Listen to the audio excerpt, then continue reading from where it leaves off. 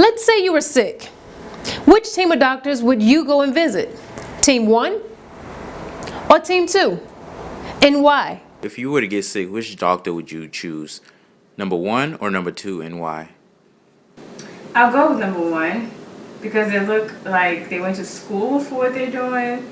They're professionally trained, medically trained, and I feel like it would be a lot safer to go with them. Why do we value the Western physicians more than we do the medicine man or the traditional healer? The answer just may lie in what you were taught or what you wasn't taught.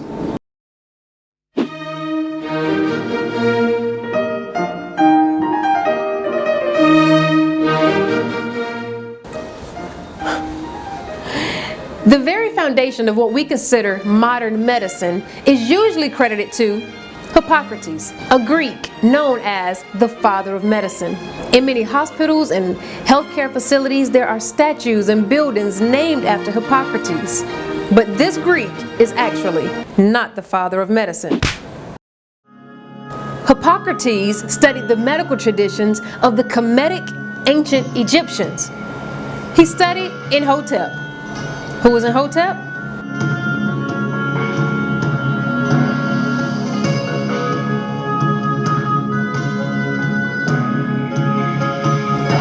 Hotep was an architect, priest, scribe, poet, and yes, a medical doctor. He, along with the medical doctors of the Nile, was so far advanced beyond other civilizations. Imhotep existed around 2600 BC and is the earliest recorded doctor. This man was a genius. He had a thorough knowledge of anatomy, the internal organs and their functions. They understood the heart as the center of the circulatory system and knew how blood moved through the major vessels to our organs, and had treated over 200 diseases, including gallstones, gout, appendicitis, tuberculosis. More discoveries out of Africa are continuing to prove that civilization throughout the continent was well advanced.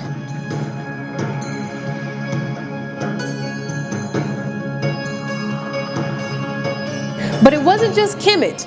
Ancient Egypt, people from the Bantu to the Kushites to the Zulu understood medicine and have contributed greatly to what we call modern medicine. For example, the Mono people in present-day Liberia would practice quarantine for patients with communicable diseases like smallpox. They would be confined and treated with the anti-itch salve to reduce cuts leading to infection. When it was no longer needed, the area would be burned. Our ancestors clearly had a deep understanding of contagion and sanitation, which wasn't discovered in Western medicine until the second half of the 19th century. In 1879, a British imperialist saw a successful C-section performed in present-day Uganda. We don't even know how long babies have been delivered surgically there using banana wine and the root of a tree as medication. But by the invaders' own account, the procedure was clearly well developed, and at this time, Europeans could not perform a successful C-section while saving the life of the mother. They learned the procedure from Uganda. And the Zulu Warriors? The Zulu Warriors, when fighting the British invaders, were backed by excellent medicine men. You wouldn't think so looking at the warrior with his skulls and such. But, school him, Credo. The war machine of the Zulu nation was backed up by a highly sophisticated medical corps, a corps of healers and traditional surgeons whose purpose was to heal all kinds of wounds that an army could sustain in battle. If you look at the skull here, you might say this is a black magic object. No, this is a thing of education where a healer of high caliber was taught what to do when he met various kinds of head injury on a warrior or an ordinary person. And did you know that some knew of over 700 plants and animals and their medicinal purpose? See, we were taught to believe that the herbs and the attire were evil and not to be trusted. But compared to Western medicine, most of the process is not organic. What we're accustomed to are the synthetic versions of those natural herbs.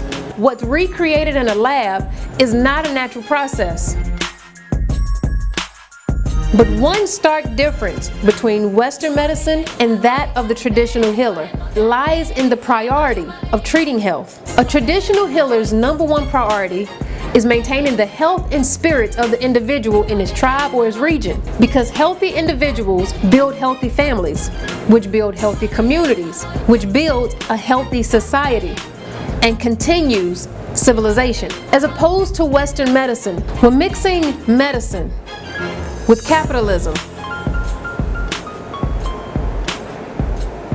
Your health may take a back seat to what's most important, making money.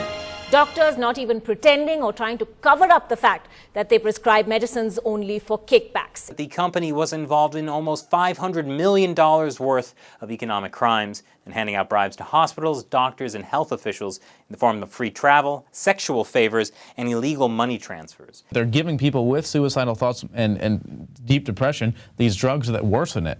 And the side effects even admit that. And all the shooters are on them.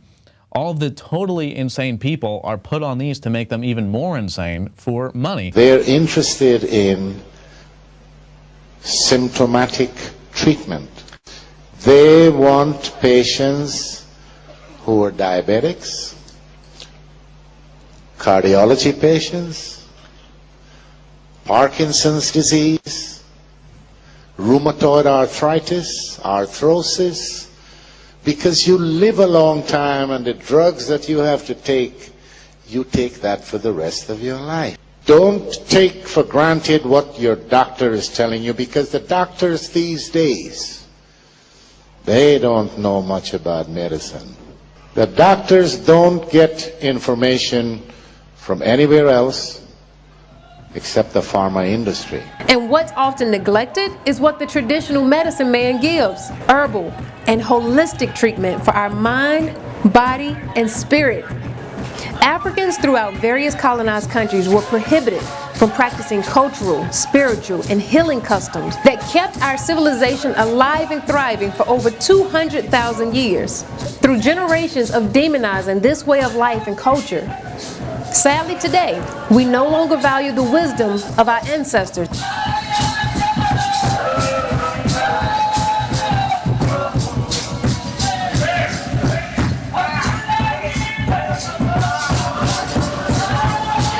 So maybe our traditional healers weren't savages. And maybe they understood that the earth will provide everything that we need to sustain and maintain our healthy lives. So I say that we go back and look at our ancestors, and not with the Eurocentric eye, but look at them and appreciate them for how they kept our civilization alive and thriving for hundreds of thousands of years. And of course, appreciate them for contributing to what we now call modern Western medicine.